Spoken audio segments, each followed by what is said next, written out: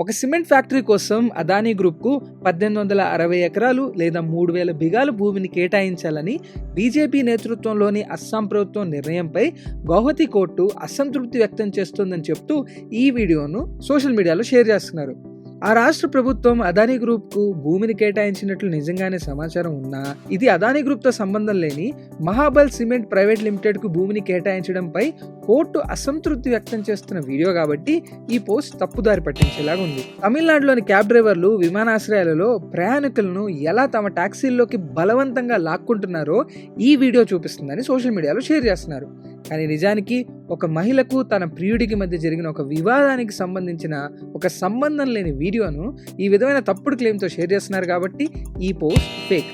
1 September 2025 నుండి India post వారు ఈ లెటర్ బాక్స్లను తొలగించనున్నారని ఈ పోస్ట్ పేర్కొంది.